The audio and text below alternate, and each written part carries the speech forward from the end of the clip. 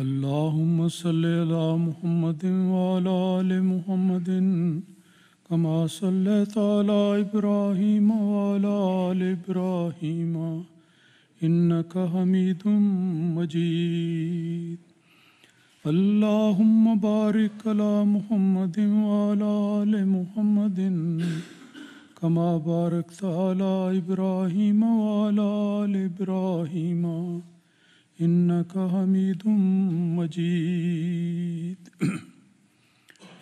قرآن مجید میں اللہ تعالیٰ نے رسول مقبول صلی اللہ علیہ وسلم کے بارے میں فرمایا ہے کہ لقد کان لکم فی رسول اللہ اسوۃ حسنہ، کہ رسول پاک صلی اللہ علیہ وسلم کی زندگی میں، آپ کے ارشادات میں ساری دنیا کے لیے ایک بہترین نمونہ ہے جس کی کامیابی پر اللہ تعالیٰ کی رضا مبنی ہے.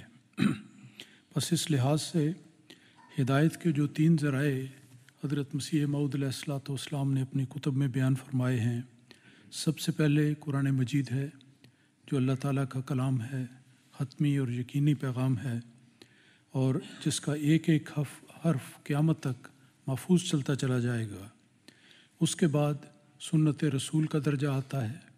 رسول مقبول صلی اللہ علیہ وسلم نے قرآن مجید کی ہر چیز پر، ہر حکم پر پوری طرح صحیح طور پر عمل کر کے ساری امت کو دکھا دیا.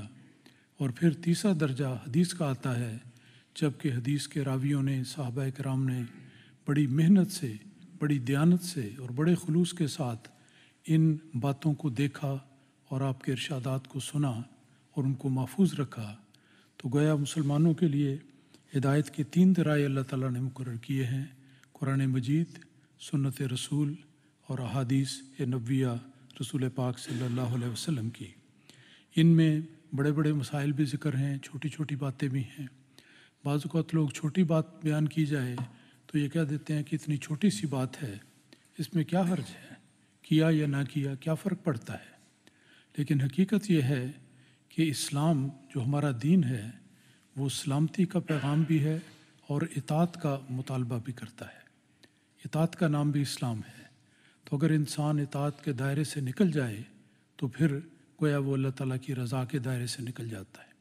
بس چھوٹی بات ہو یا بڑی ہو، ہر ایک کی حکمت جاننی چاہیے اور اس پر عمل کرنے کی کوشش کرنی چاہیے. اس تمہید کے بعد رمضان المبارک کے حوالے سے جو درس حدیث کا سلسلہ جاری ہے، چند ایک بابرکت ارشادات رسول مقبول صلی اللہ علیہ وسلم کے پیش کرتا ہوں. عن عمر بن رضی اللہ عنہ عن عمر رضی اللہ عنہ قال قال رسول اللہ صلی اللہ علیہ وسلم. حضرت عمر رضی اللہ تعالیٰ عنہ بیان کرتے ہیں کہ رسول مقبول صلی اللہ علیہ وسلم نے فرمایا: اذا اقبل اللیل وادبر النہار وغابت الشمس فقد افطر الصائم. آپ نے فرمایا کہ روزوں کے بارے میں ایک بات یاد رکھنے والی ہے کہ کب اس کا افطار کیا جائے گا. جو پہلا ہے کہ سحری کب کرنی ہے، اس کا ذکر قرآن مجید میں ذکر ہو چکا. رسول پاک صلی اللہ علیہ وسلم نے بیان فرمایا. اس حدیث کا تعلق یہ ہے کہ روزہ افطار کب کرنا ہے. تو اس کے متعلق فرمایا کہ اذا اقبل اللیل، کہ جب رات آ جائے، وادبر النہار، اور دن چلا جائے، تو وغابت الشمس، اور اس کی ظاہری نشانی یہ ہے کہ سورج غائب ہو جائے، غروب ہو جائے. فقد افطر الصائم، تو یہ وہ وقت ہے جب روزے دار کو روزہ کھول دینا چاہیے. تو آج کل کے زمانے میں تو گھڑیاں بن چکی ہیں، وقت مقرر ہے، سائنس کی روح سے معین طور پر معلوم ہو جاتا ہے کہ کب سورج چڑھتا ہے، کب غروب ہوتا ہے. کوئی اختلاف کی بات نہیں. اس میں روزے کا دورانیہ بعض جگہ لمبا بھی ہو سکتا ہے، تھوڑا بھی ہو سکتا ہے.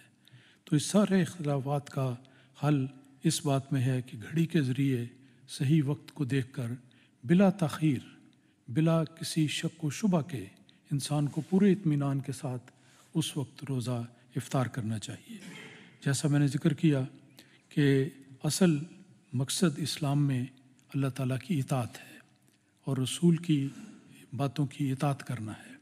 تو اگر کوئی انسان اس باتوں کو ملحوظ نہیں رکھتا تو گویا وہ اللہ تعالیٰ کے ارشادات اور رسول پاک صلی اللہ علیہ وسلم کے ارشادات کے دائرے سے باہر چلا جاتا ہے۔ تو اس لحاظ سے افطار کے وقت کی معین طور پر رہنمائی کر دی گئی ہے۔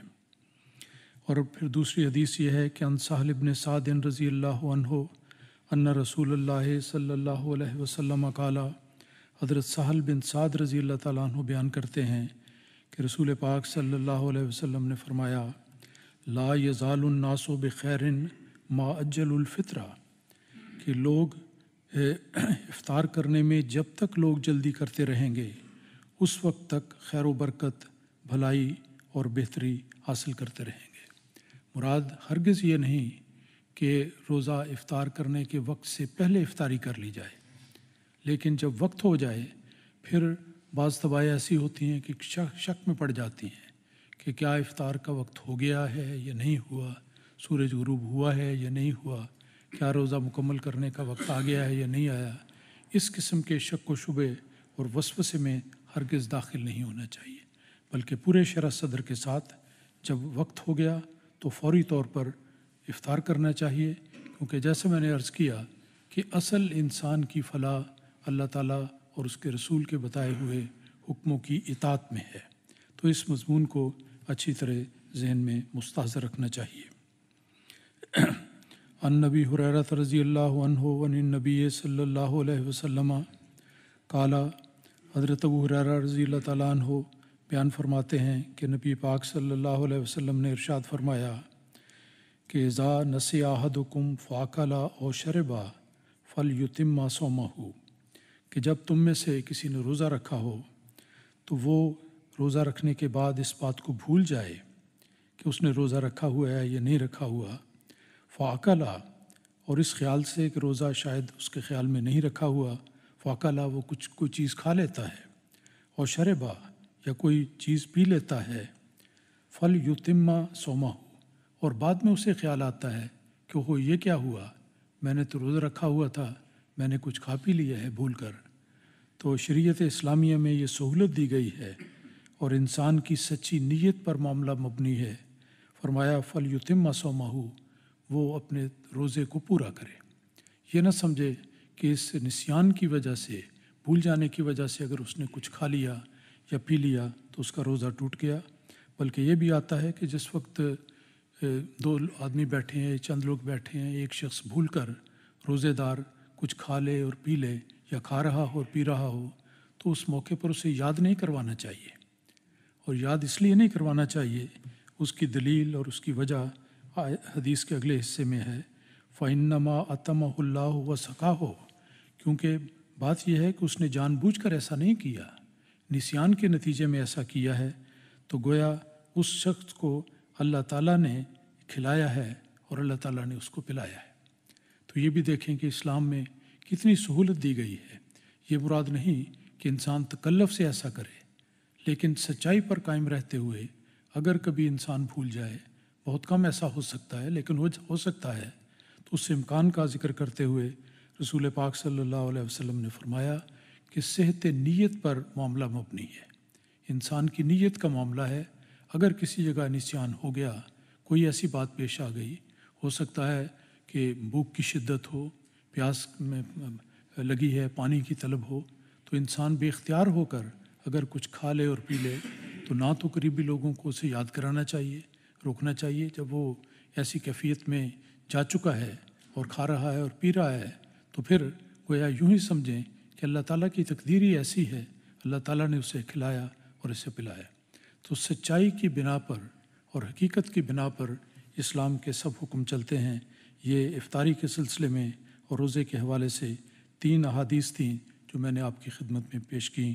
اللہ تعالیٰ ہمیں توفیق دے کہ ہم قرآن مجید میں مذکور احکام الہی کی اور احادیث میں مذکور نبی اکرم صلی اللہ علیہ وسلم کے سب ارشادات کی پوری طرح اطاعت کرنے والے ہوں اور اللہ تعالیٰ کی رضا کو حاصل کرنے والے ہوں۔